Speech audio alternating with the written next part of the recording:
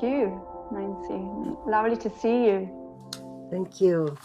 Good to Thank be you. here. Thank Yeah. you. So it's early here in the morning, so I wasn't able to get on to listen to the last speaker, but she was talking about emotions too. So I love how we kind of segue with each other and enhance each other's offerings. Let's see. So just like to say a little bit about how I began my discovery of the power of conscious connected breathing in the early 80s. I was signed up for a series of rebirthing sessions with a practitioner in Tempe, Arizona. I lived in Arizona at the time. And during my first breathing session with Ross Bruner, I recalled the lifetime I was living in prior to entering back to Earth in this lifetime. So that was a brand new experience for me in my early 30s. And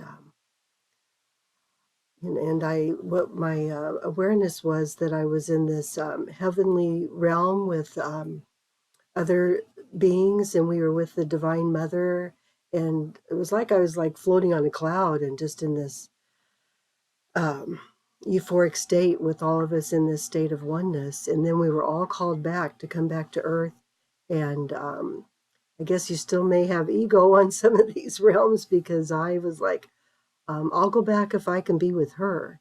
And I wanted to be with the Divine Mother, and I didn't want to go back if I couldn't be with her. So she left, everybody left, and I felt myself in this limbo state where I was, my collective was gone, and I hadn't surrendered to coming back. So next thing I knew in my rebirth experience was that I was in the womb, wondering, is this her or is it not her? Kind of this quandary back and forth being in the womb. And so that was my initiation into breath work and rebirthing for the first time. And I realized through the years and through my development and process that maybe my mother was the Divine Mother that came back. Who knows, but I just felt like I would share that with you, because some people actually do during rebirthing with Leonard Orr and Sandra Ray experimenting, in hot tubs and things like that in California, actually did experience being in the womb space with the warm water. So I love doing warm water work with people and the breath, but it's usually not an initial session that we offer. I think Leonard's rule was 10 dry rebirths before you do a wet one. But I found some people were ready before that time, and I modified the rebirthing breath that he taught in his trainings to be more of an integrated breath, where it's in through the nose and out through the mouth. I found that the open mouth breathing can really open up, energy blockages in the body, maybe too quickly for some people. So through the years, I developed that breathing in through the nose helps people clear their mind, come deeper into the body, and then exhaling out through the mouth to kind of integrate more slowly is what's worked for me with my clients. Let's see here.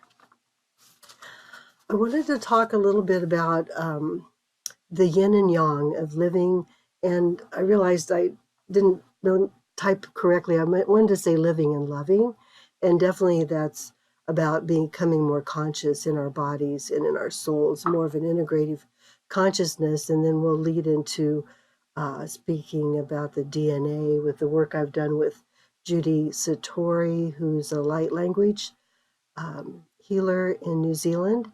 And then also Richard Rudd, who his background was more the Tao, working with Montauk Chia. And I've been working with Richard, let's see, oh gosh, I think about the same length of time as Judy Satori, maybe a little bit longer. And they both talk about how our consciousness can transmute and affect our DNA. So I know people that are in the scientific field. When I first moved to Port Townsend, Washington, I was offering a group at the Unitarian Universalist Church, and they had a special meeting with me because they said, how can you claim that breathing and relaxation and becoming more conscious can have anything to do with your DNA? So I'm one of the bridgers. I'm going to commit the rest of my life. I turned 70 in August, And I'm going to commit the rest of my life to being a bridge to merging this awareness of science, coming more into, like Bruce Lipton. We've got a lot of great people, Lynn McTaggart, that our intentions do make a difference and that we are much more powerful than we realize, energetically and on a soul level, and genetically as well. So blessed be for that. So I'm not sure who's on the group. I can't see very many people, but that's okay. I can't really see anybody. You won't see the audience. That's okay. Nancy. Yeah, That's yeah, fine. yeah. I'm just kind of you. taking care of my Sure. little nervousness about that. So that's fine. I just have to look at myself, which is fine, Okay, so the yin and yang of living and loving. So traditionally, when I first learned about yin flow in the body and yang flow in the body through Taoist practices, through this practice of Shin Qi that I did for 2 years intensively for an hour and a half in the morning, an hour and a half in the evening. So that practicing of being the vessel, just allowing that ego rigidity that we need to embrace sometimes in society, to allow that to just dissipate with the breath and to surrender into the softness of our being. This is what I would call the yin flow. And traditionally, people would say that's feminine. And so, with all the gender identity issues and challenges and explorations that primarily young people are exploring, but I think other people as well, I think that if we can look at it and hold it in this yin and yang essence, that whether we're in a male body or a female body, or we feel like we're in a blended body, it's beyond gender identity. Let me put it that way. I would say that true, pure consciousness doesn't really consider being one gender or the other. So the yin's the receptive, flowing aspect, and many of us over this last year have been pretty much forced to surrender to being more yin in our day-to-day life, because we haven't been able to go out and assert ourselves in that yang way where we're giving structure and form to that inner flow that's coming forth. And oftentimes there's imbalances when I first work with someone. Again, like I said, society embraces the yang flow much more than they do the yin flow. There's a lot of judgment still about softness and flow, and what the last speaker was talking about, sadness. A lot of judgment around all of those parts of our essence that aren't controllable, basically. So I'd say the yin flow is the aspect of ourselves, the essence of ourselves that really knows no limits in a way. And we need the yang. So it's like the river. So the yin flow is like the river, and we have this inner river in our body. And when I first start working with someone, I send them a little email about the premises of my practice, and maybe I'll share that at some point here. I think I can share some handouts here. So let me see. Yeah, you can just press the button where it says share screen. Okay. Yeah. And if it's got sounds or anything like that, there is also a button. Okay. Yeah, share screen. Take your time. Should I pull up the document first, though, Gabriella? Because that was the only document I forgot to pull up already. I've got all the other ones. Yes, you can. Okay. Maybe it's better to have your document first. And yes, okay. Yes, here we go. All right.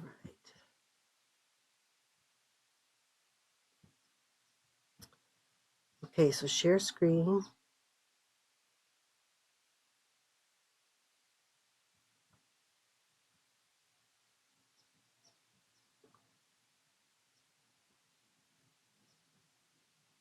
Let's see.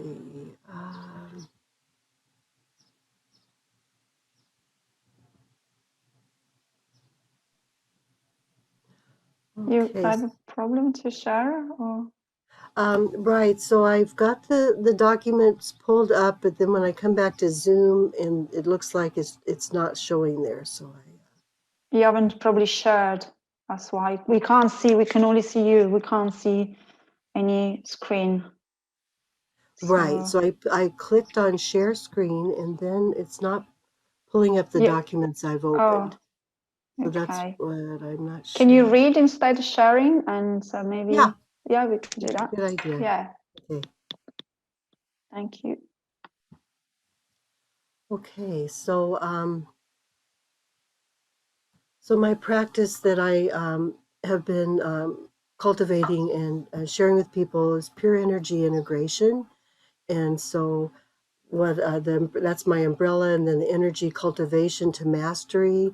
Again, learning how to radiate the moon, or be in our yin flow, and then also developing the yang, and raising the dragon if that's what needs to take place. So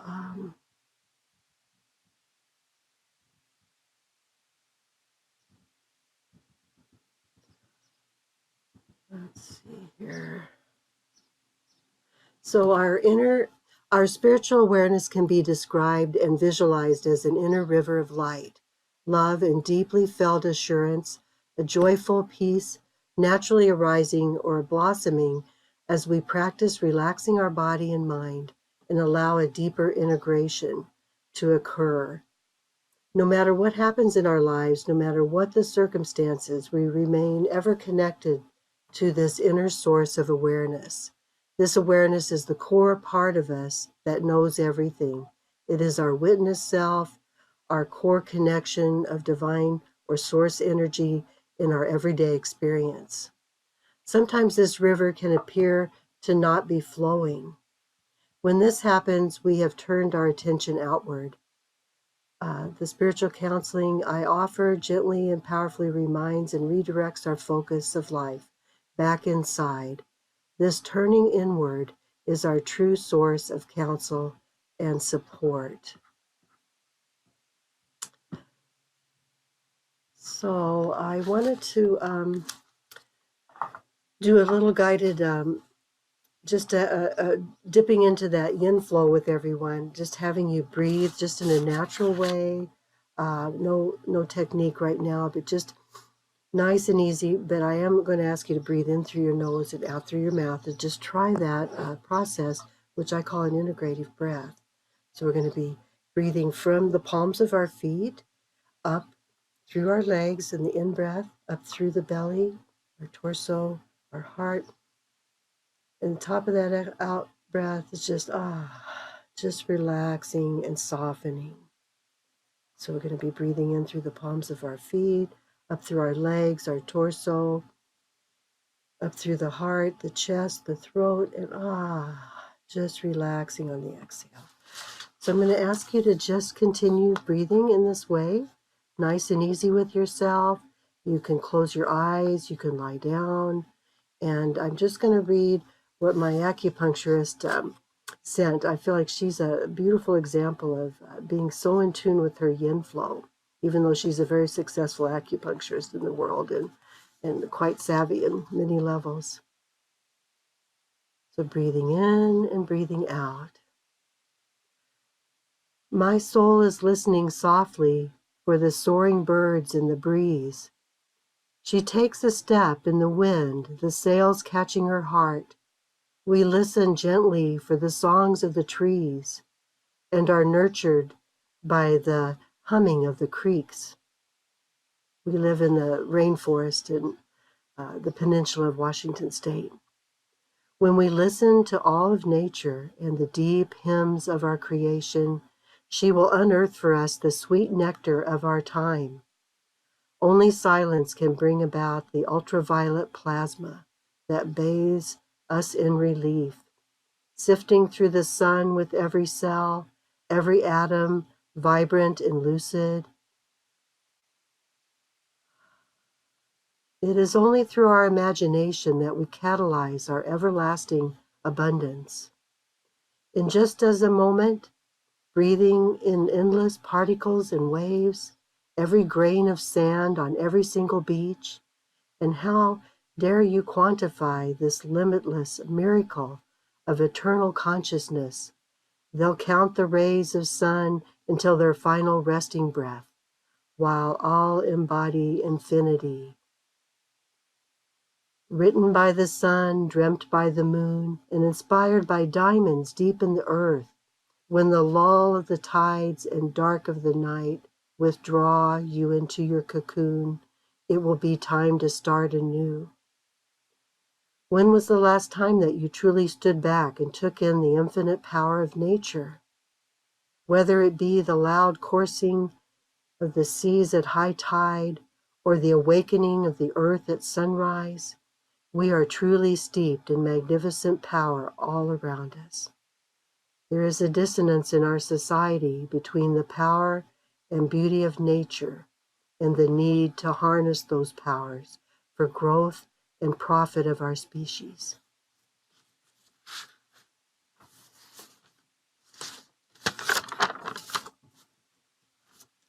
Okay, so I'm just going to ask you just to do a little stretching, kind of opening up your heart. We'll just kind of bring our palms through here.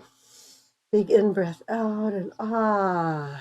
Again, feeling that yin flow, that inner river of our blood, our lymph, all the sacred waters of our body. Breathing and lifting this up or through.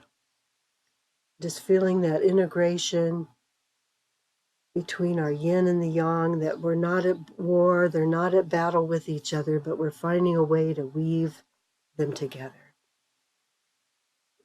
Very holistic, powerful way. Okay, so I'm going to lay the foundation for the finger mudras. We're going to do 4 basic mudras right now, and then we'll move into the DNA information and the clearing and the pulsing and the shamanic transformative breath work that I teach. And then we'll end with incantation of solace that uses finger mudras, hand mudras for that as well. And that's a kind of a global prayer that Richard Rudd has.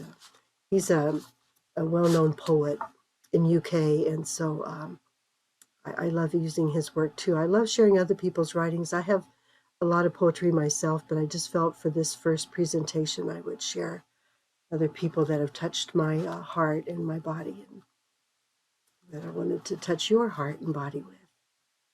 So the first hand mudra we're going to be doing is called Beauty. So it's Gene Key 1.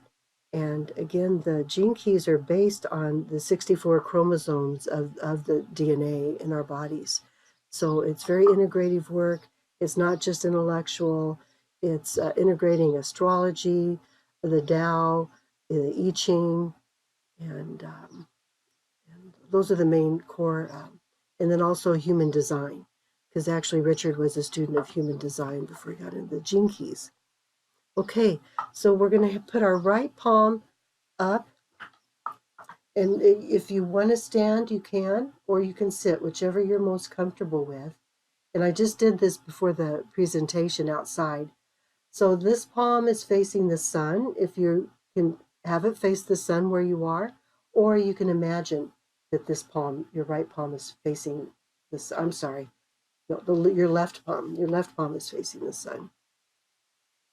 No, I'm right. Okay. Your right palm is facing, sorry. And then the left is embracing your belly, the lower bowl of the body below your navel. So you just have your palm resting there just in a relaxed way. Okay. So you're going to elongate your spine, soft shoulders, soft knees if you're standing. And we're going to use our breath as we do this, that we're going to breathe in through our right palm, the power of the sun, that we're the conduit between the sun and the earth. So breathing in that solar vibration frequency and allowing it as you breathe in to come down your arm, to ooze like amber honey through your heart and your chest region, and dripping down into your belly where your left palm resides. We're going to do 3 breaths like that, breathing in the power of the sun through our right palm of our hand, allowing that vibration, that frequency of the sun to permeate every cell of our body, coming down our arm into our heart and chest, radiating our belly, and then allowing that energy to come down through our legs, out through the palms of our feet, into the earth. And then as we breathe in, allowing that earth energy to come back up through our body and out through our palms, sharing it with the sun. So breathing in the sun, allowing it to merge and the frequency with the earth. Next in breath, breathing in the earth frequency. And on the exhale, sharing that out through your palm, your right palm with the sun. Okay, so we're going to do several rounds so you can kind of rest in it and see how that feels in your body.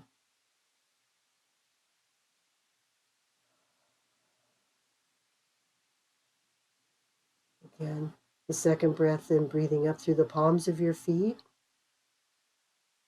And then with the exhale, sharing that energy through your body with the sun.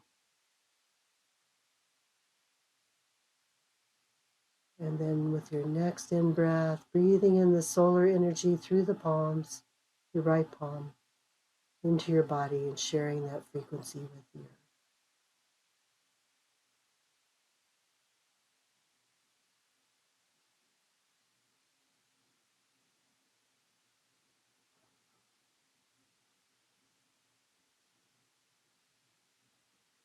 And one more breath, breathing in the solar energy through our frequency of our bodies, down into the frequency of the earth. And then drawing that frequency of the earth back up through our bodies with our next in-breath and out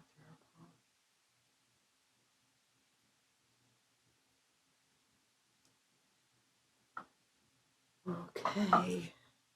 So that's the first of 4 we're going to do. So I'd like it to be interactive. Is there anyone that has any questions about this? Okay, you're going to have a 3-minute break. Okay. And then if anybody has any questions, they can write them in the chat and we can begin the next one after I answer the question.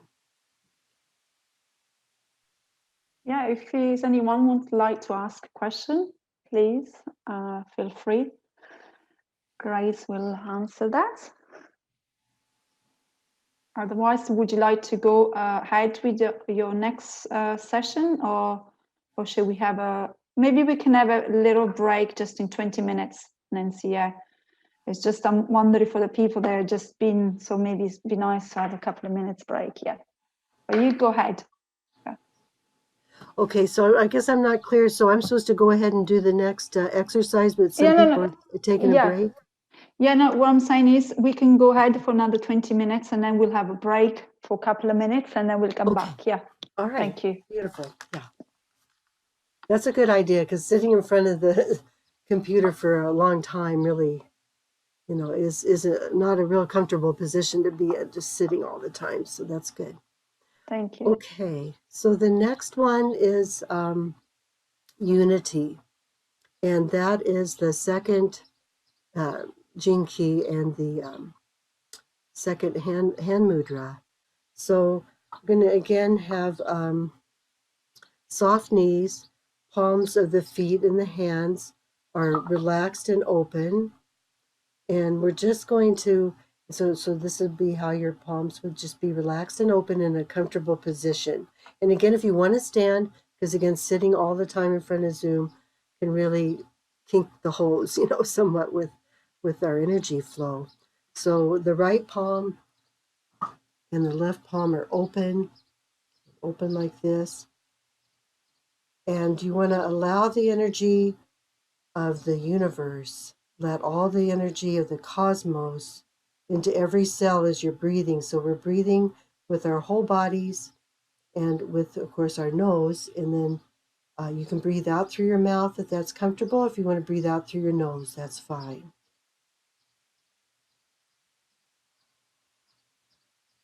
And just go with your natural breath. However you breathe, just naturally. And again, it can be in through your nose, out through your nose, in through your mouth, out through your mouth. It's not so much about that. It's just about opening and softening the body in our yin flow, and opening up the cells of our body with our breath, breathing our body open. Soften your feet. If you feel like a kink in a toe or something, then kind of wiggle your toes. Open up the palm of your feet and then rest your legs. Relax your knees, relax your pelvis. Relax your shoulders.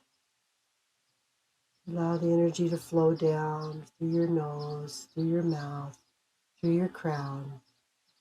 Just drinking in this frequency, the energy of the cosmos, becoming one with all that is.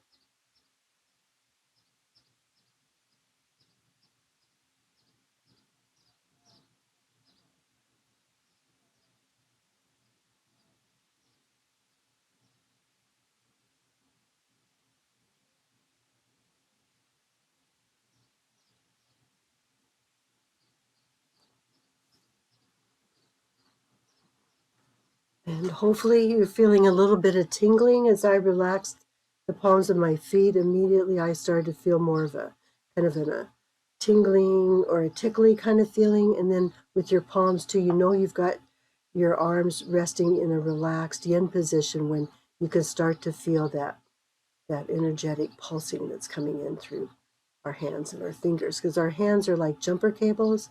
They conduct the energy, and it's just really important to practice soft palms and soft with hands and feet when you're opening up to flowing more energy in your body. Okay, so now we're going to move into the third hand mudra is forgiveness.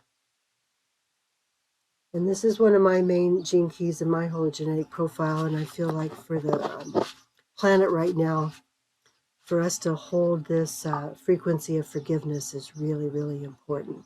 So with the city gift of forgiveness, we are moving from intolerance, which is the shadow, the shadow of intolerance, through the gift as we accept that we have so much intolerance in our world right now, especially impatience and intolerance. And then as we surrender to accepting that that's the shadow, embracing the shadow, then that transmutes into the gift of understanding. And then the higher gift, the city, is forgiveness. So in this one, we're going to take our right palm, which is traditionally considered more the yang or the masculine side of the body, the yin more the feminine, the yin flow. So we're going to rest our right palm in our left palm, like this. And then just find a comfortable position, usually around the navel, maybe a little bit below the navel if you've got really long arms. So the yin is cradling the yang. And we're just going to open up to that frequency of forgiveness. So maybe there's something that you haven't forgiven yourself for, or there's someone in your circles that you haven't forgiven, that you may just want to start opening up to the possibility that you could open in your body and vibrate this frequency of forgiveness around anything that you might be holding on to that you felt in the past or even in the present that's difficult to forgive.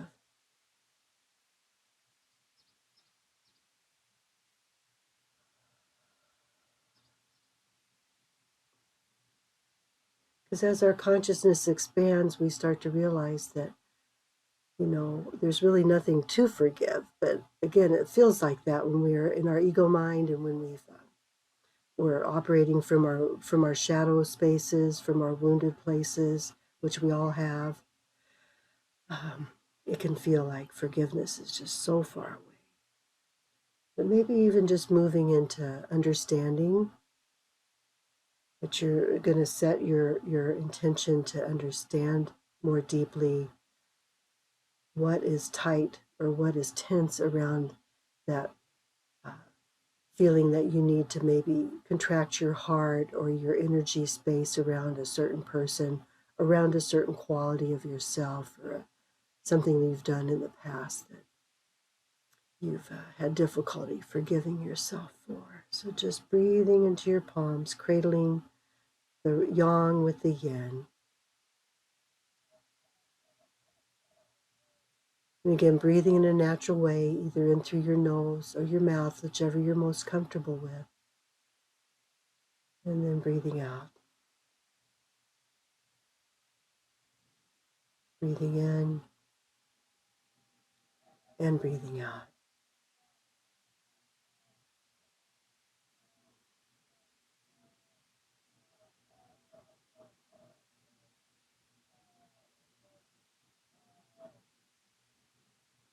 And even if you are thinking or feeling it's impossible to forgive certain things, then just having a willingness in your heart to give for now, giving with your breath, you're giving for now, which automatically eventually leads to forgiving, that state of forgiveness.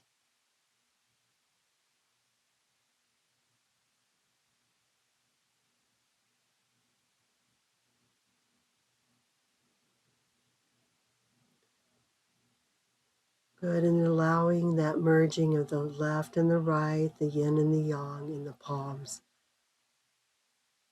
in your navel area.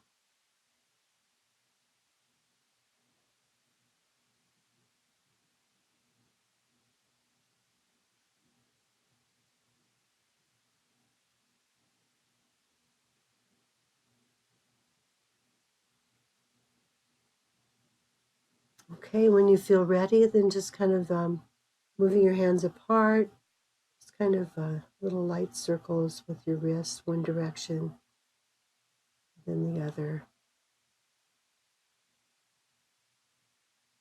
Just opening up your palms. And then if you feel like kind of stretching again, opening up your heart, the back of the heart, the back of your shoulder blades, if there's any tight tension there, then breathing into that area. And then on the exhale, letting that tension just dissipate out with your breath.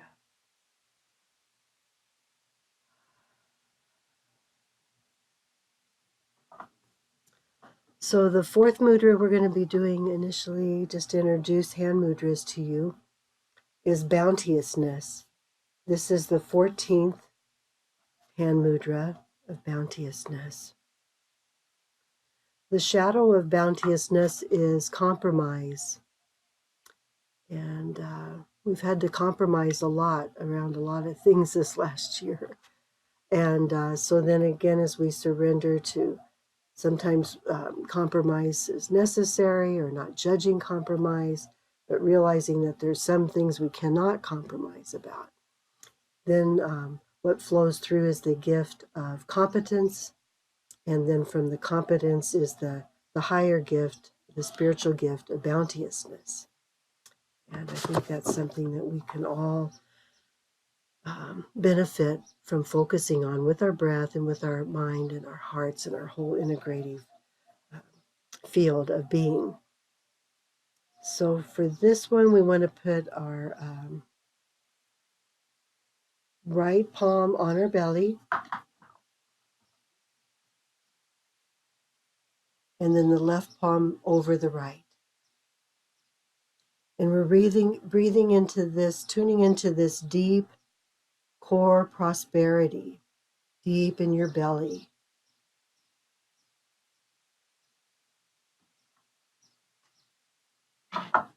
Because all that we truly need, it resides deep in our belly.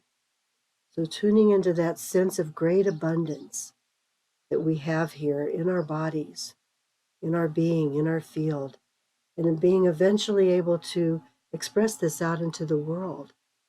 But especially if you feel contracted about money right now, or you're feeling concerned about your prosperity, or your, what's going to happen in the world of money in the future, globally, country by country, just come back to your belly, your womb space, right palm first, then your left over, and just breathing and tuning into that deep abundance that's our natural birthright.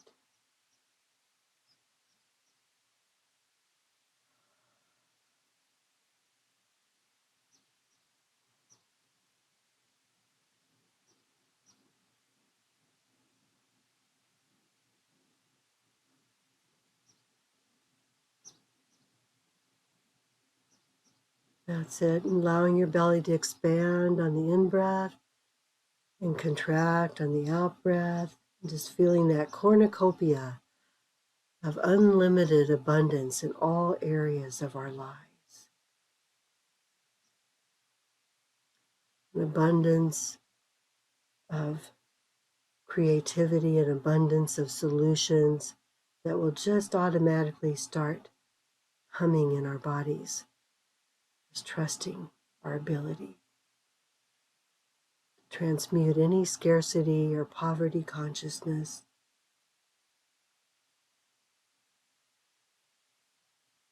Just allowing it to dissipate into the depths of our belly of prosperity, our belly of abundance, unlimited resources, untapped resources.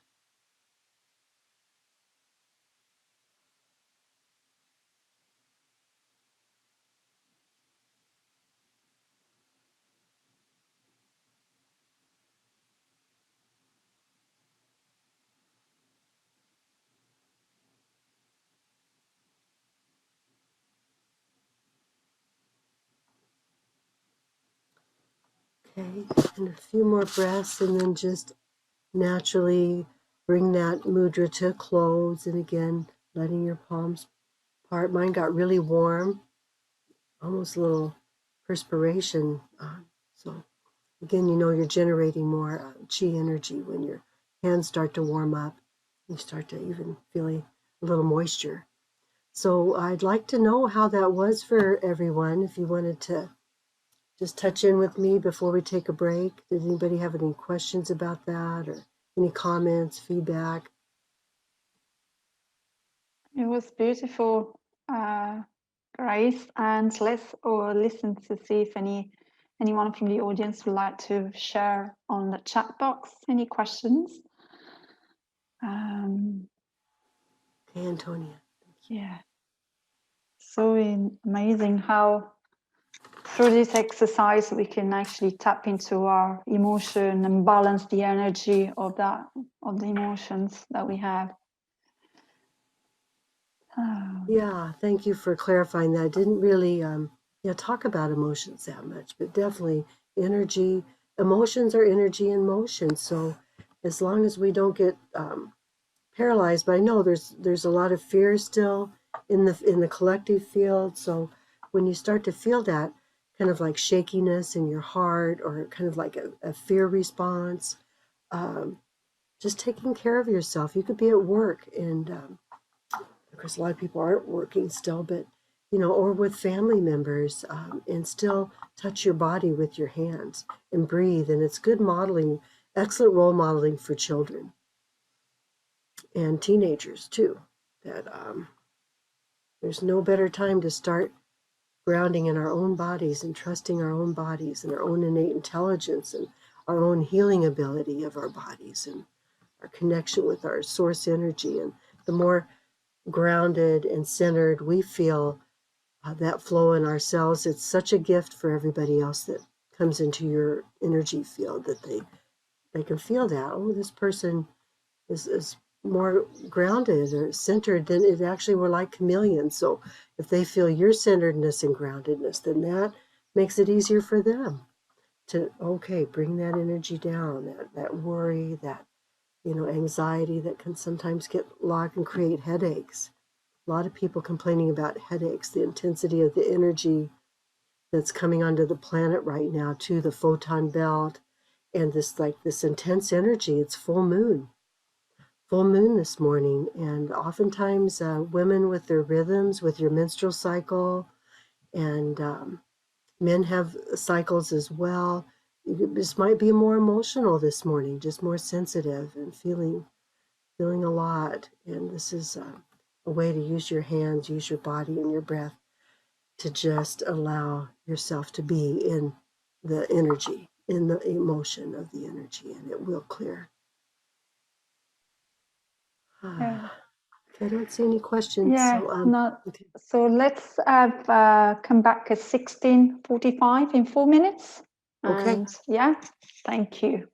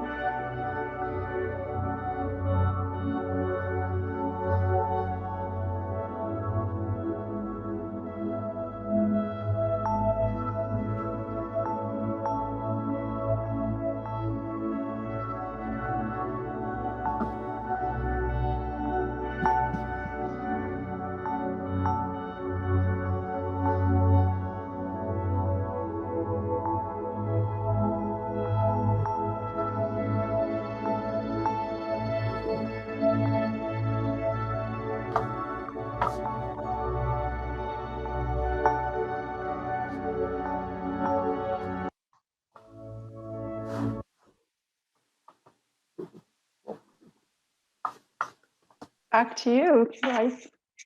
Beautiful. I really love those messages on Breath Hub. I feel so in alignment with all of them. It's just the vision of this whole hub is just beautiful. Thank you so much for inviting me. Thank you, Grace. Over to you, Grace. Thank you. Okay.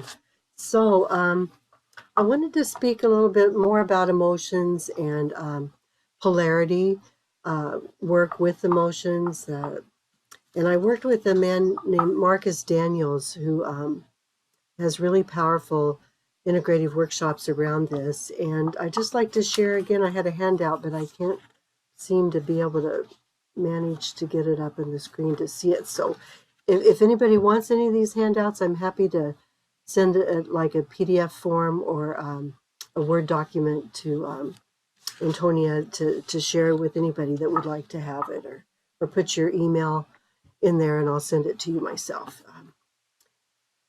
So Marcus says, by activating any suppressed feelings, memories, and thought patterns that are locked in the unconscious body and mind, we're bringing the unconscious to the conscious.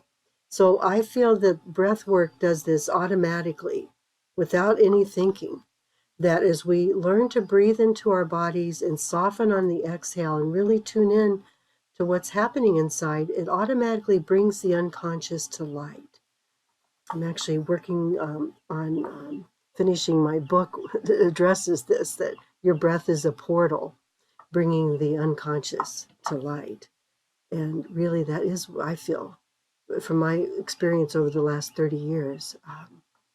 Actually, I guess it's almost 40 years, that this is the power of the breath, that our ability to be inspired and to go in, which is the yin, like you have to go into the cave, into that density or that darkness. And we've been so conditioned, especially in the country I live in the US. Now, other countries, not so much, But so much the narrative is to not trust your body, that you can't trust that your immune system's going to work, or you can't trust, that you just have to take a pill for everything. Because I was born in 1951, and the first commercials were smoking and taking a pill for everything.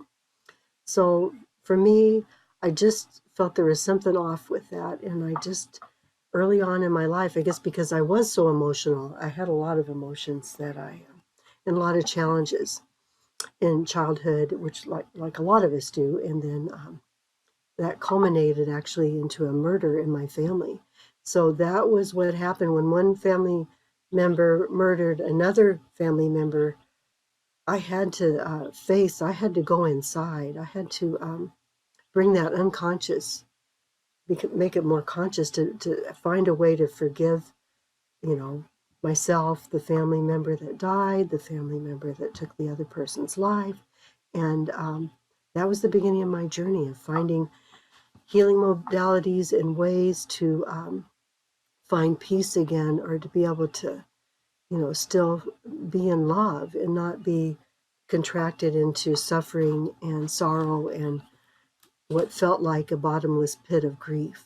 Because it was a long time before I let myself actually cry when my mother passed. When she died, my first response was anger. So, as many people probably know on here, that the grieving process has stages. So, one of the stages is denial or anger, resentment. And once those other stages are worked through or moved through, then the deeper stage is to actually allow the emotions to move through. And there is a natural subsiding. My fear that motivated me not allowing myself to cry, it wasn't conscious at the time. But then as it became more conscious, I realized my deepest fear was that it would be a bottomless pit. If I let myself start to cry, I would never stop. And I think that's a natural human belief or reaction, because when you really begin to breathe and allow the breath to move you and inform you, you realize we're one human organism. All of us, wherever country you're in, we're all one human organism. And the more we open up, then the more we feel. And finding, ways that we can feel the collective without being overwhelmed by the collective, and the way we can be aware of what's ours and what's not ours. All of that comes through the power of the breath and through breathing practices. So the next point from Marcus Daniels: through the process of truly feeling in the moment, we are becoming conscious. So actually feeling is being more conscious. The healing equation can be said to be summarized as consciousness equals feeling, and feeling equals love. The highest state of consciousness is the highest state of feeling pure, unconditional love. As consciousness grows, the reactive patterns that are held in the physical body begin to diffuse. The continuing progression of reactive consciousness disease cannot exist. So again, if any questions come to mind, or you want to challenge what I'm saying, or open up, a deeper discussion, you're welcome to put that in the chat.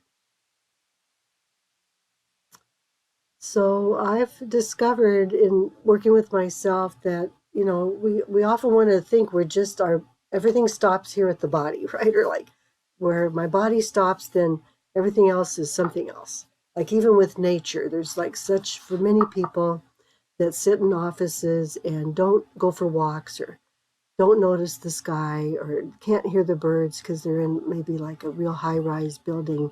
There's this disconnection that starts to more and more take place, where we separate ourselves from others and from nature. And the more we can tap into breathing modalities that work for us, and everybody has their own, unique approach and style. So you've got many breathers to choose from on this hub, that you can begin to feel more that you are your own hub, your hub of being. But actually, Our awareness can expand past our physical body, and we can actually feel the collective, that electromagnetic field of the earth, the electromagnetic field of different things that are being created in technology. Bringing ourselves back to the breath and tuning in to ourselves is a very empowering practice. Past and future fear.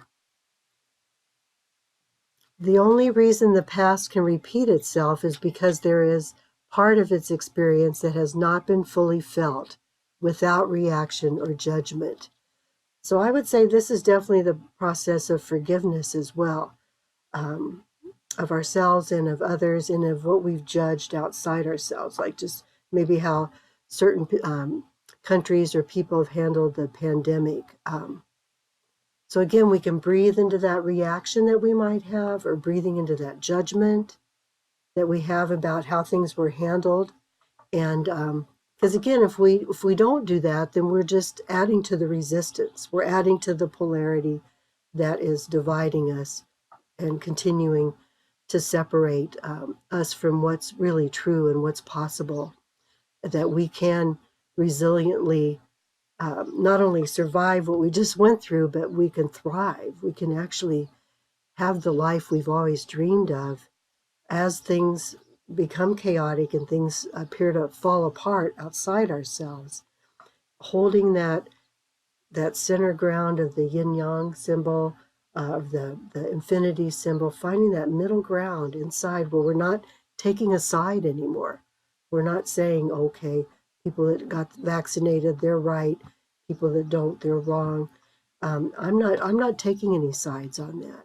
We each need to go in and tune in to our own innate intelligence. Because there's been many pandemics on this planet, many, and many people have died. And I posted it on Facebook and putting things in perspective. This isn't the worst pandemic that we've ever had, but it's just maybe been the most broadcast with many, narratives that, again, if you breathe into your belly and breathe into your awareness, you need to determine, well, is that true? Is that really true? If it's not true for you, then you don't have to believe it or accept it. And as we work through past traumas, and it's been very traumatizing this year for all of us, and lovingly embrace the feelings that arise in the present experience, we can forgive ourselves and those involved with the experience. This full feeling memory, both psychically and physiologically, will open the channel to lose the reactive energy charge.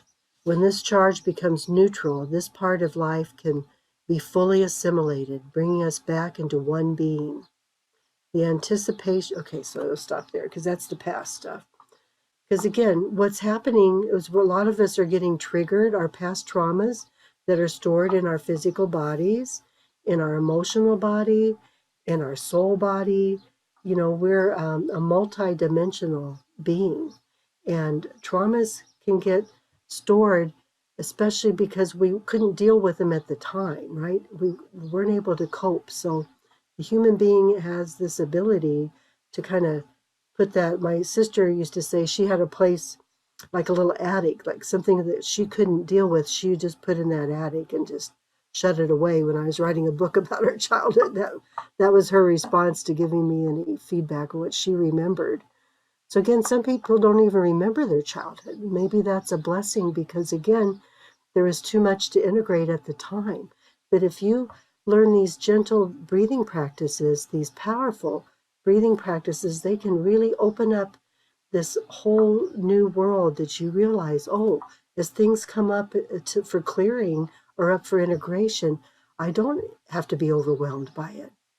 And that you can, with increments and with integrative breathing, you can not necessarily control, what's happening to you, but you're allowing that control of the trauma to dissolve away. And what remains then is the field of love and acceptance and possibility that, oh, I'm that too.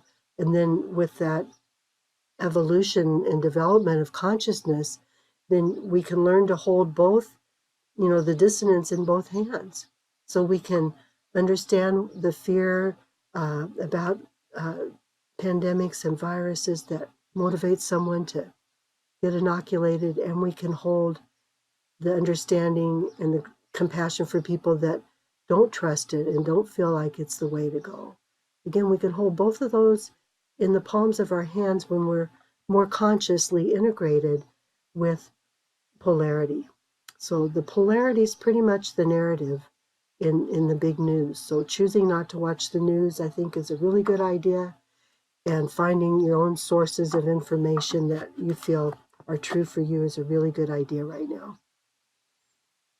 So we'll talk a little bit about the future. Again, the people want to know what's our future timelines in this chaos that's going on, and this dissonance, and more misinformation, and more hostility, more and more censorship in my country on Facebook. I guess maybe that's globally that's happening as well. Doctors finally having the courage to speak up, and then then their website's gone, or social media. So again, how do we not become reactive about all of this and become fearful that we're moving backwards, that we're going back in time and evolution? So the anticipation of the future brings its own unique set of circumstances. The fear of the future inhibits an individual's ability to let go and enter an advanced healing state. There are several core fears or sub-fears that are encoded into our total makeup as human beings. One is the fear of death.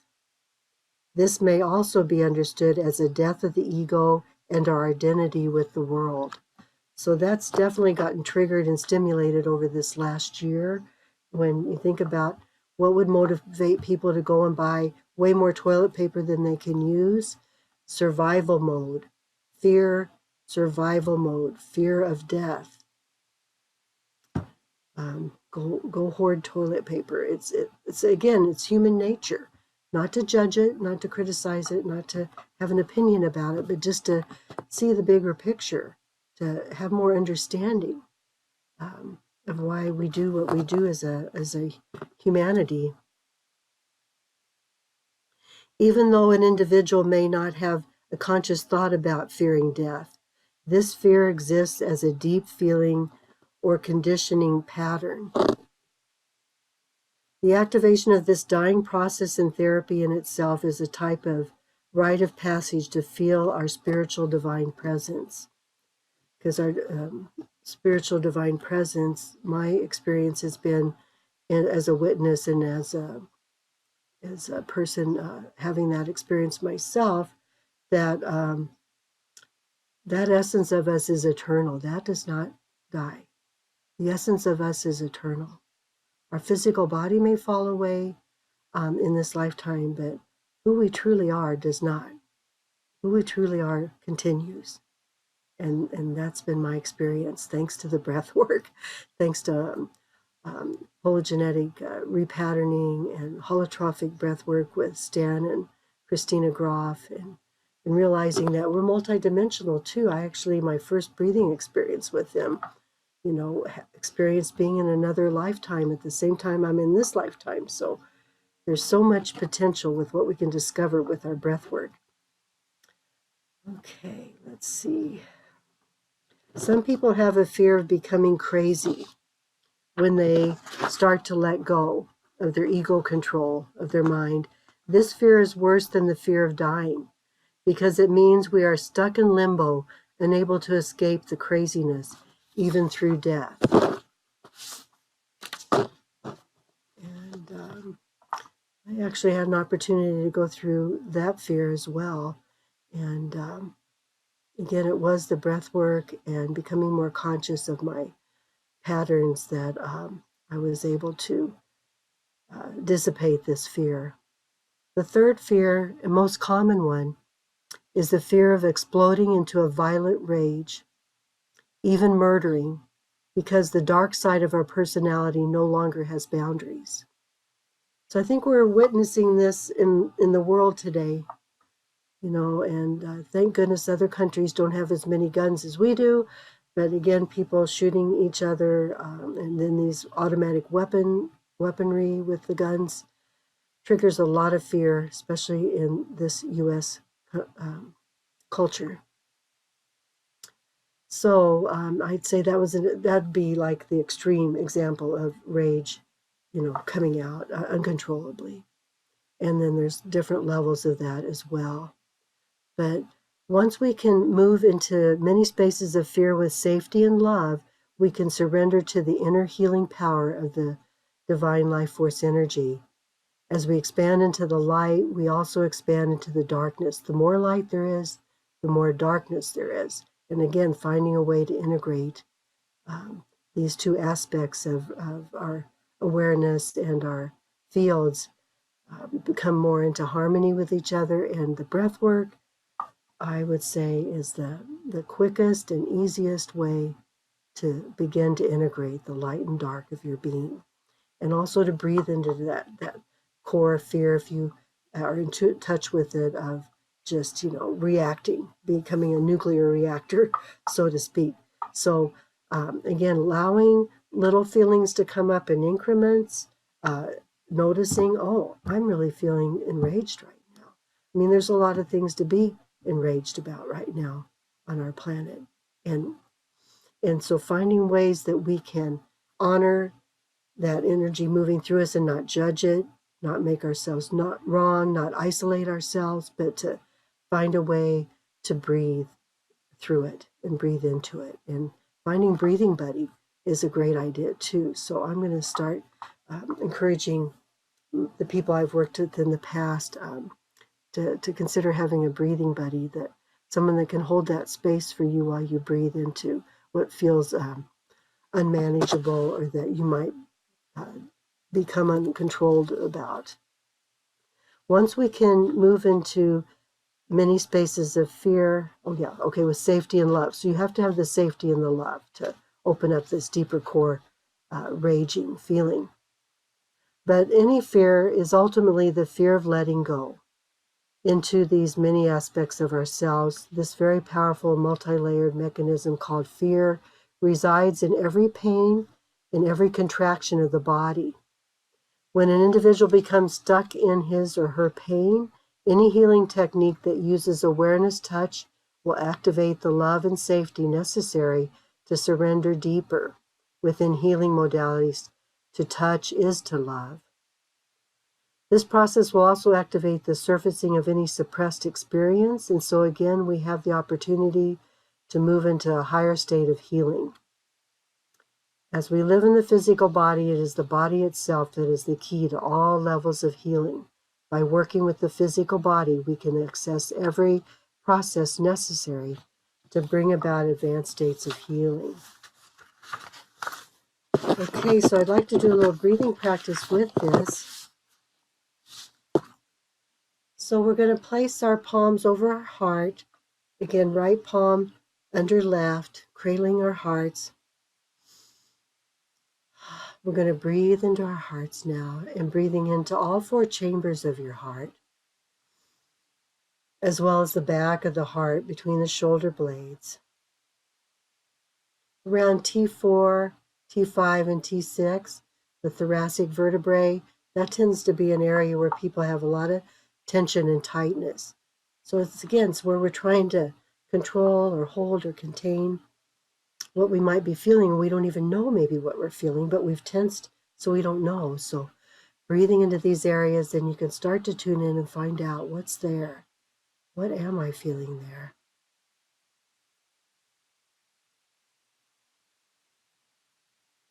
And a wonderful process to start transmuting the judgment is this practice. So we're going to breathe into our hearts and breathing out. And then we're saying our name. My name is Grace Rosen. And you just say what your name is. My name is, and in my open human heart, I am feeling and receiving rage as love. My name is Grace Rosen, and in my open human heart, I am feeling and receiving and transmuting my rage as love. In my open human heart, I am receiving and feeling my sadness, my grief, whatever it is that's coming up for you right now. In my open human heart, I am feeling and receiving my fear as love. And again, it's a cognitive dissonance at first. So cognitively, egotistically, it's going to like, what, kind of short circuit. But this short circuits it. Stay in your heart, bring the energy down. Don't go back up into the cognitive thinking, the cognitive dissonance. Breathing from here and discerning from here is core. And what's here? What's cradling our heart? Our lungs. Got a left and right lobe of our lungs cradling our heart. How beautiful is that? How beautiful that we've been designed as human beings the way we have been. Blessed be. That we can consciously and intentionally intend to begin to transmute fear, sadness, anger, even rage by breathing in and accepting it and integrating it in our own physical body.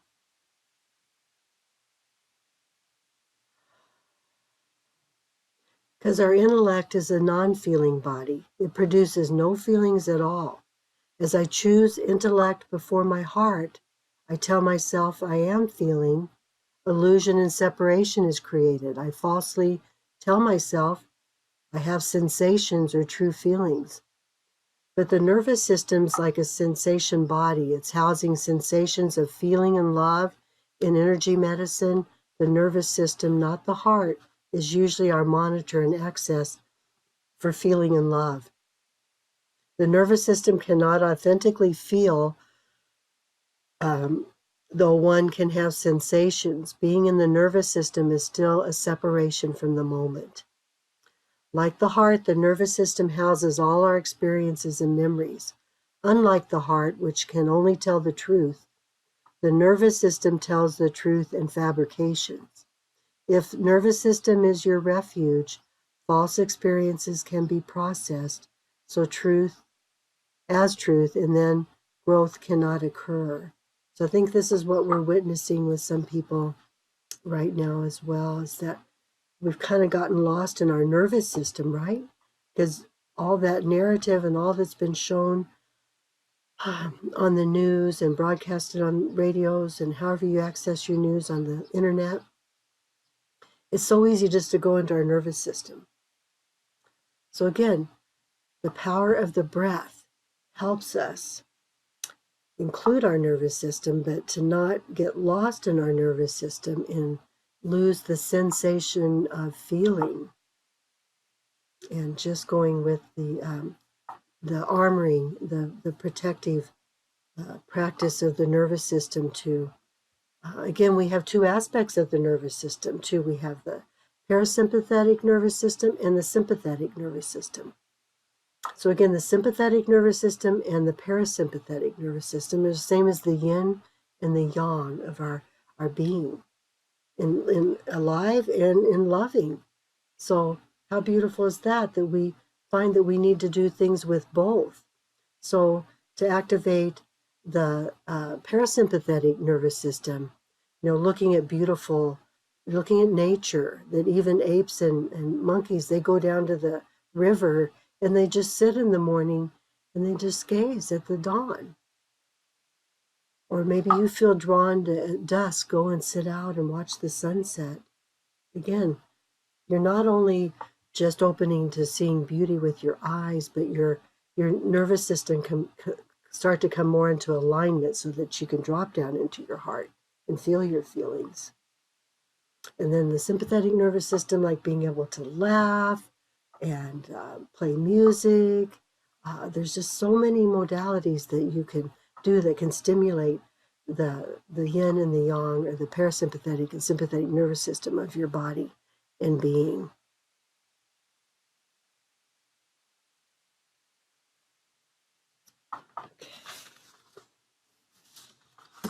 So again, if there's any questions or input or feedback, now's a good time for us to talk about. We have someone raise their hand. Helen, if you would like to put on the chat box if you got any question for Grace, we will answer that. Thank you. Let's give us maybe 1 minute more and then see, and then you can carry on, Grace. Okay. Oh gosh, it's already 9:12. Where'd the time go? We've been in timelessness with each other with our breathing. It's beautiful. It's one of my favorite things about this level of work that I've been gifted to be able to do with people is we get in this space of no time. There's no time. You're not looking at the clock. You're just in this now moment. And that is so healing and integrative too, to just be able to move beyond time with consciousness and with our awareness and in our physical bodies.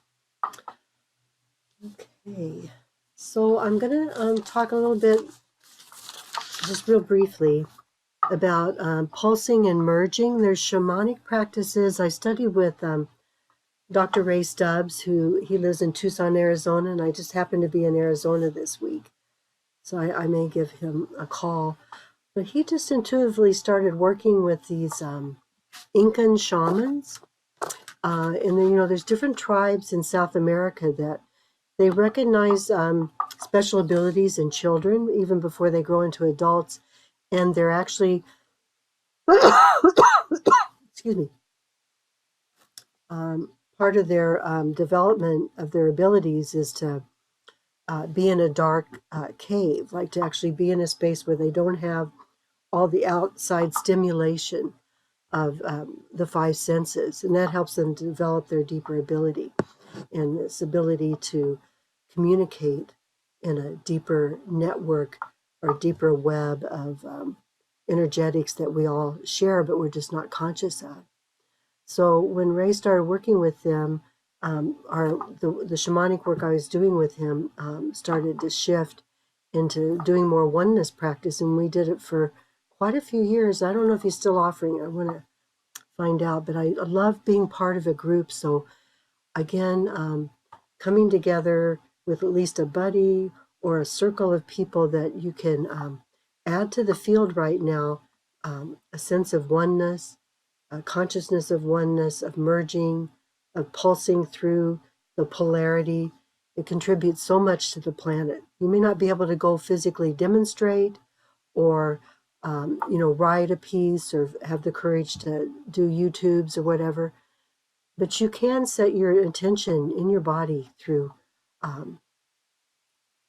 the breath and through your body and contribute to integrating what polarity is happening on the planet right now. And the truth is that our emotions, energy and motion, also our sexual energy, our life force energy, it's all the same energy. It sometimes gets labeled sexual energy because maybe it's being held more in the lower bowl of the body, possibly, overstimulation of the genitals or whatever. But basically, we're using this life force chi, which is our sexual life force energy, and channeling it and focusing it on healing and integrating ourselves, each other, and the planet. We can tuning into the earth as well. So when I was down in Tucson with Ray, he wanted me to tune into the earth. He says, "You're just not connecting with the earth, Grace." And I was in denial about it. So he had me lay on my belly on the red dirt in his back garden. And it was amazing. Finally, after I was willing to do that and really relax into it, I was afraid. I was afraid to feel the pain of the earth, how we've mistreated our planet. I think that was one of my core fears of why I resisted actually feeling oneness with the earth. But I'm so thankful that Ray insisted I give it another go and that I was willing to do that. And then we went out into this, it's a wildlife refuge. They've got crystals and rocks, but they also have animals like cougars and snakes and prairie dogs. So we were supposed to walk around and find an animal to practice this merging with. So I found a prairie dog, and I grew up in central Kansas where there's lots of prairie dogs. So I don't know what they're called in other countries, but they're like little rodent dogs, and they dig holes in the dirt, and they're just as cute as can be. So anyway, I decided, okay, I'm going to become merging one with this prairie dog. So the practice, and I've added this from what I learned from Ray. So we're going to do an equilateral triangle with our thumbs, a pointer finger and middle finger together, thumbs in the navel. And so what I did was I just stood before the prairie dog, and luckily he didn't go in his hole. He was just sitting like this. And so we're going to breathe into this Dantian area, into that triangle, and it's going down into, this is more of a yin position. This would be more yang, again with the arrow pointing up's yang, down is yin. And we're going to just breathe in, and then I just practice being one with him, just melting and surrendering how I'm a human and you're a prairie dog or whatever, and just feeling, attempting to open up in my belly in this source point, this one point. Some people call it the one point. It's about 2 inches in from the navel, and that's what we're going to be activating right now. And you can practice this on your own. It gets stronger the more you practice. So you can even squeeze your sphincter muscle and squeeze and lift up that lower bowl of the body while you're breathing into this equilateral triangle in your body. And then on the exhale, just relaxing. And again, intending to merge and meld. What I did with the prairie dog, you can do with anything that's coming up in your awareness right now that you feel like you'd like to become more one with. Maybe it's your partner, maybe it's a child, maybe it's a parent, a grandparent, someone in your neighborhood, that you want to just start to melt whatever resistance there is in you and in that other person from feeling a oneness with. Okay, so we're going to practice this for a few minutes, about 3 minutes.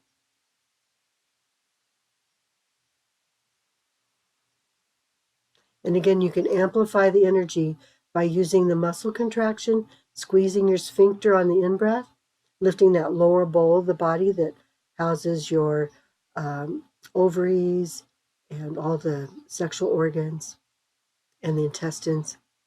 So lifting that up on the inhale.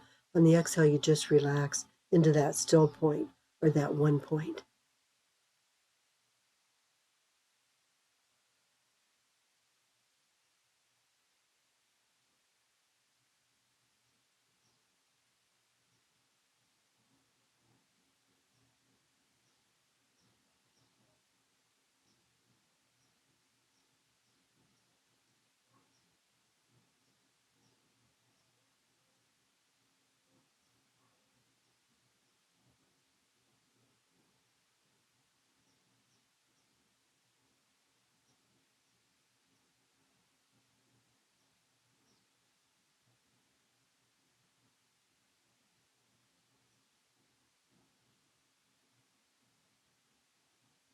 Good, and use the silence. There's power in the silence.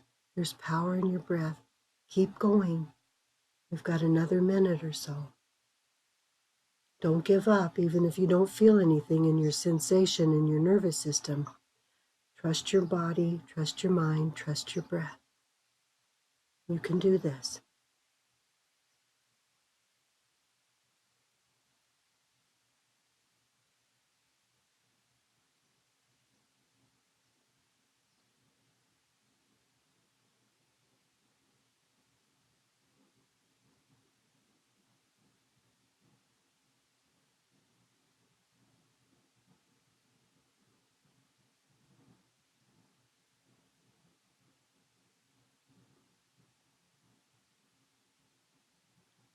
A few more seconds. This is the last minute we've gone into, the 3 minutes. So feeling that pulsing, even if it just starts to activate or your circulation in your lower bowl of your body, there's benefit to this practice.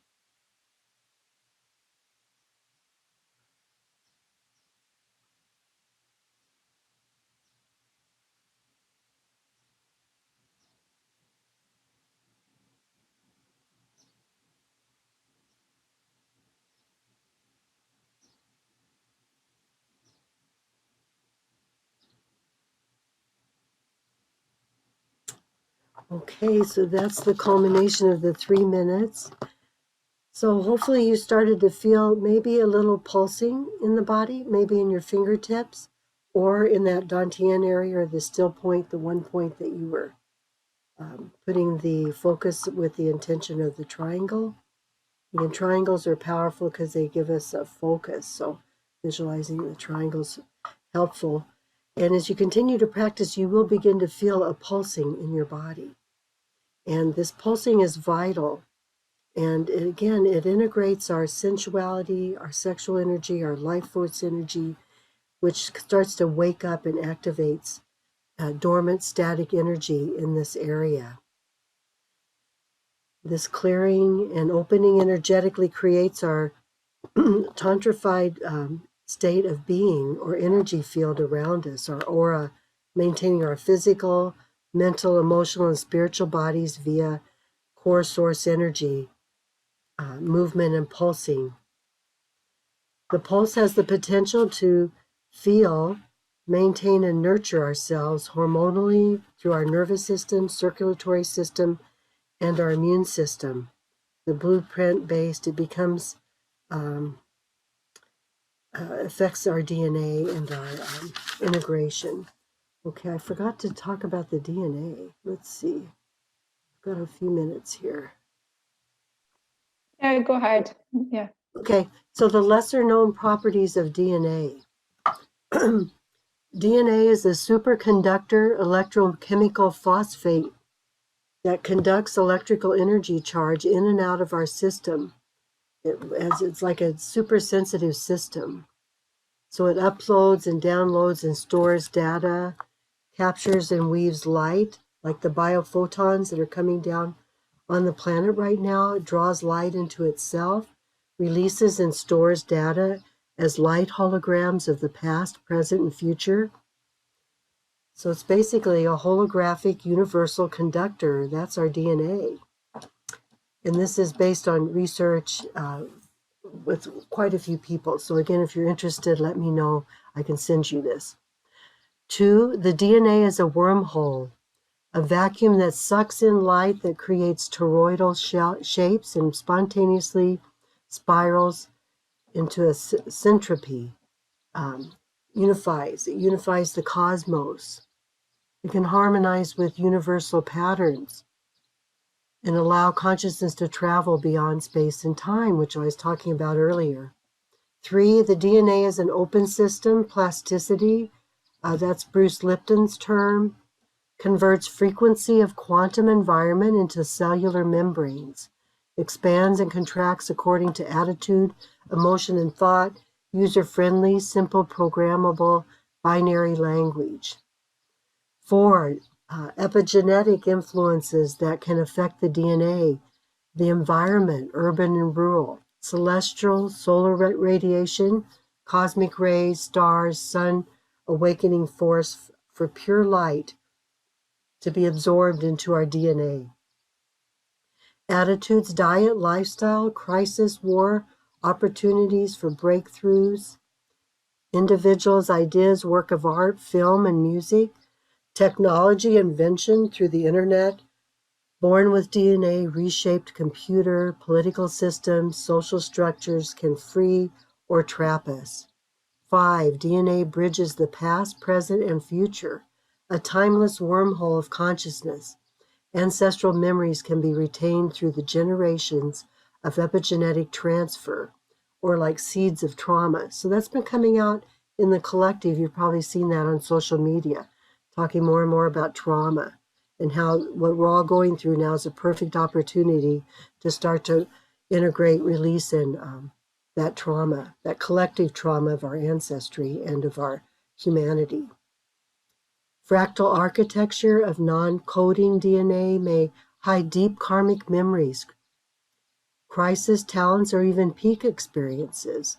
The karmic wormholes are collective, not personal. A lot of time we think we're experiencing something personal after we've done a lot of healing and integration, but it's actually we're processing the collective, which some of us were designed to do more powerfully than others, but we all have that ability. We develop it.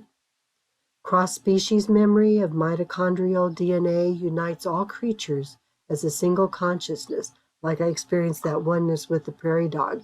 I actually experienced, to be honest, a full-body energy orgasm with that prairie dog, and when I opened my eyes, he was still there, just like this.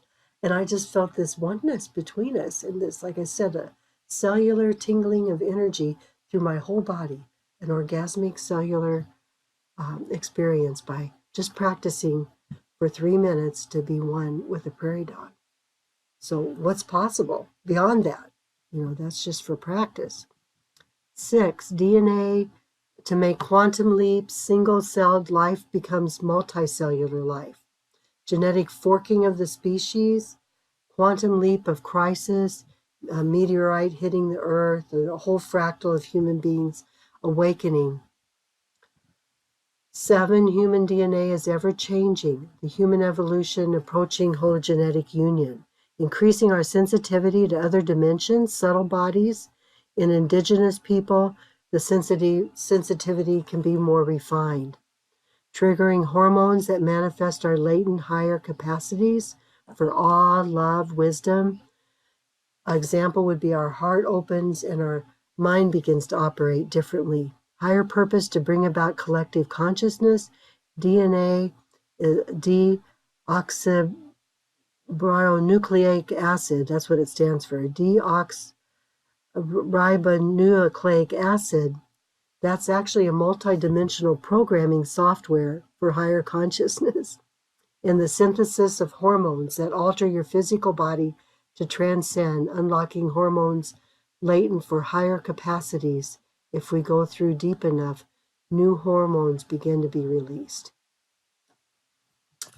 Okay, so I'm just going to close with the holy incantation for solace. So we're going to start with our palms together. So this is our closing. Thank you for staying here with me, people that did. And then we're going to breathe 3 times. I don't think I'll say each statement 3 times because it's almost time's up. So we're just going to breathe 3 times in through the nose and out through the mouth. And holding our palms together just lightly over our hearts. May light flow in our heart,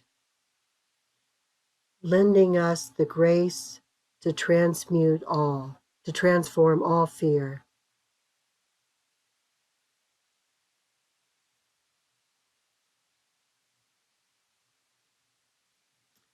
Okay, I'm going to go back to this. Okay.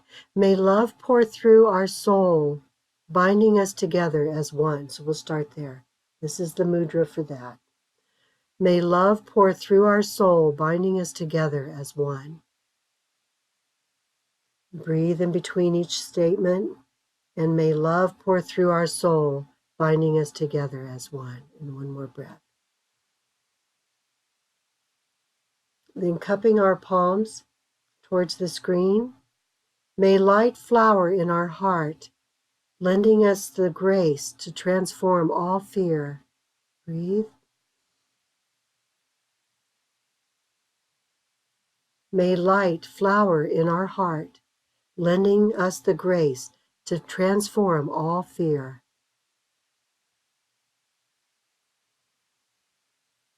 And one more. May light flower in our heart, lending us the grace to transform all fear.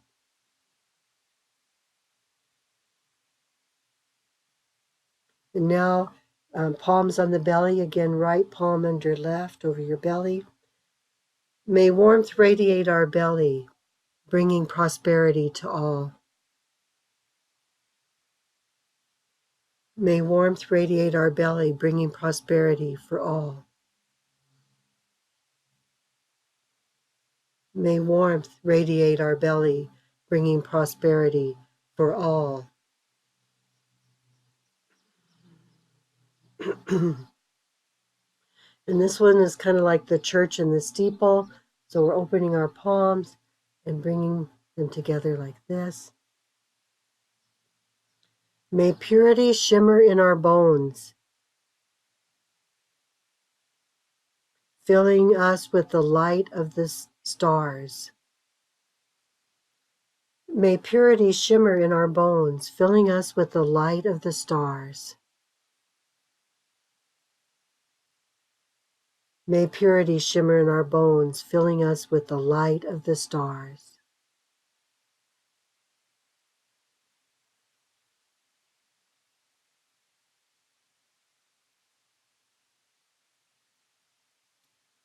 Okay, the next mudra is the right fist cradled by the palm of the left hand.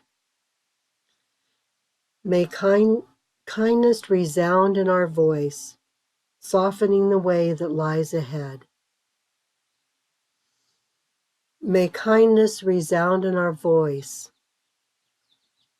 softening the way that lies ahead. May kindness resound in our voice, softening the way that lies ahead.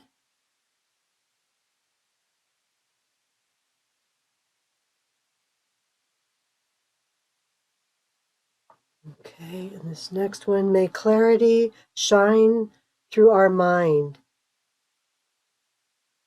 as we lie in the arms of the infinite. May clarity shine through our minds as we lie in the arms of the infinite. And one more breath here. May clarity shine in our minds as we lie in the arms of the infinite. There's just two more. May solace abound in our lives, touching all whom we meet. May the solace abound in our lives, touching all whom we meet. May solace abound in our lives, touching all whom we meet. And the last one, may solace abound in the world, bringing all beings into perfect union. And we bring the fingertips together. May solace abound in the world, bringing all beings into perfect union. And one more. May solace abound in the world, bringing all beings into perfect union.